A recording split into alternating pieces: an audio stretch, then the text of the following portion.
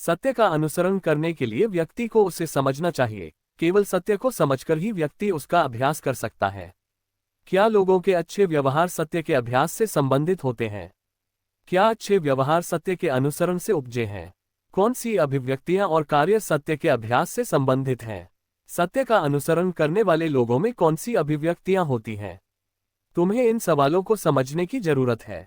सत्य के अनुसरण पर संगति करने के लिए हमें पहले लोगों की कठिनाइयों और इसके प्रति उनके गलत दृष्टिकोणों के बारे में बात करनी चाहिए।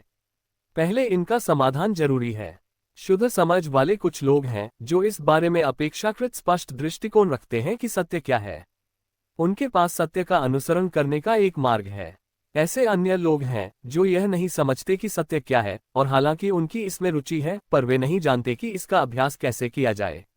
वे मानते हैं कि अच्छे काम करना और अच्छा व्यवहार करना और सत्य का अभ्यास करना एक समान है, कि सत्य का अभ्यास करना अच्छे काम करना है। परमेश्वर के बहुत से वचन पढ़े बिना उन्हें ये समझ नहीं आता कि अच्छे काम करना और अच्छा व्यवहार करना सत्य का अभ्यास करने से पूरी तरह अलग है। तुम देख सकते हो कि लोगों की धारणाएं और कल्पनाएं कितनी बेतुकी हैं। जो लोग सत्य नहीं समझते वे कुछ भी स्पष्ट रूप से नहीं देख सकते। बहुत से लोगों ने वर्षों तक अपने कर्तव्य निभाए हैं। वे रोज खुद को व्यस्त रखते हैं और काफी कठिनाइयों से गुजर चुके हैं, इसलिए वे खुद को ऐसे लोग समझते हैं जो सत्य का अभ्यास करते हैं और जिनमें सत्य वास्तविकता है। लेकिन वे कोई अनुभवात्मक गवाही नहीं दे सकते। यहाँ समस्या क्या है? अगर वे सत्य समझते हैं तो वे अपने वास्तविक अनुभवों के बारे में क्यों नहीं बोल सकते? क्या यह एक विरोधाभासी बात नहीं है? कुछ लोग कहते हैं, जब मैं पहले अपना कर्तव्य निभा रहा था तब मैंने सत्य का अनुसरण नहीं किया और मैंने परमेश्वर के वचनों का प्रार्थना पठन नहीं किया। मैंने बहुत समय नष्ट किया। मैं अपने काम में बहुत तल्लीन रहता था, ये सोचते हुए कि अपने कर्तव्य में व्यस्त रहना सत्य का अभ्यास करने और परमेश्वर के कार्य के प्रति समर्पित होने के समान है, पर मैं बस अपना समय नष्ट कर रहा था। यहाँ निहितार्थ क्या है? ये कि उन्होंने सत्य का अनुसरण इसलिए टाल दिया क्योंकि वे अपना कर्तव्य निभाने में बहुत व्यस्त थे। क्या वास्तव में यही मामला है? कुछ बेतुके लोग मानते हैं कि अगर वे अपने कर्तव्य में व्यस्त रहेंगे तो उनके भ्रष्ट स्वभाव को प्रकट होने का समय नहीं मिलेगा। वे भ्रष्ट स्वभाव प्रकट नहीं करेंगे या भ्रष्ट स्थिति में नहीं रहेंगे, और इसलिए उन्हें अपने भ्रष्ट स्वभाव का समाधान करने के लिए परमेश्वर के वचन खाने पीने की जरूरत नहीं। क्या ये विचार सही है? जब लोग अपने कर्तव्यों में व्यस्त होते हैं तो क्या वे वास्तव में भ्रष्ट स्वभाव प्रकट नहीं करते? यह एक बेतुका विचार है। यह एक सफेद झूठ है। वे कहते हैं कि उनके पास सत्य का अनुसरण करने का समय नहीं है क्योंकि वे अपने कर्तव्य में व्यस्त रहते हैं। यह विशुद्ध भ्रांति है। वे व्यस्तता को बहाने की तरह इस्तेमाल कर रहे हैं।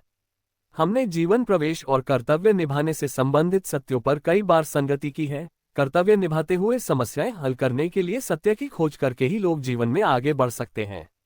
इसलिए अगर व्यक्ति अपना कर्तव्य निभाते समय सिर्फ खुद को कार्यों में व्यस्त रखता है, अगर वह समस्याएं हल करने के लिए सत्य खोजने में विफल रहता है, तो वह कभी सत्य नहीं समझ पाएगा। कुछ लोग जो सत्य से प्रेम नहीं करते, सिर्फ श्रम करने से संतुष्ट रहते हैं और उसके बदले में स्वर्ग के राज्य के आशीष पाने की आशा करते हैं। वे ये बहाना बनाकर मामला समेट लेते हैं कि वे अपना कर्तव्य निभाने में इतने व्यस्त हैं कि उनके पास सत्य का अनुसरण करने का समय नहीं है। वे ये तक कहते हैं कि वे अपना कर्तव्य निभाने में इतने व्यस्त हैं कि वे भ्रष्ट स्वभाव प्रकट नहीं करते। इसका तात्पर्य यह है कि चूंकि वे अपने कर्तव्य में व्यस्त हैं, इसलिए उनका भ्रष्ट स्वभाव गायब हो गया है, वह अब मौजूद ही नहीं है। ये झूठ है ना? क्या उनका दावा तथ्यों के अनुरूप है? बिल्कुल नहीं। इसे सबसे बड़ा झूठ कहा जा सकता है। ये कैसे हो सकता है कि किसी व्यक्ति के कर्तव्य में व्यस्त होने के कारण भ्रष्ट स्वभाव खुद को प्रकट न करे? क्या ऐसे लोगों का अस्तित्व है? क्या ऐसी अनुभवात्मक गवाही मौजूद है? हरगिज नहीं। लोग शैतान द्वारा बुरी तरह से भ्रष्ट किए जा चुके हैं।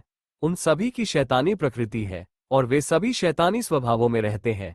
क्या मनुष्य के भीतर कुछ भी सकारात्मक है? भ्रष्टता के अलावा भी कुछ है? क्या कोई है जो बिना भ्रष्ट स्वभाव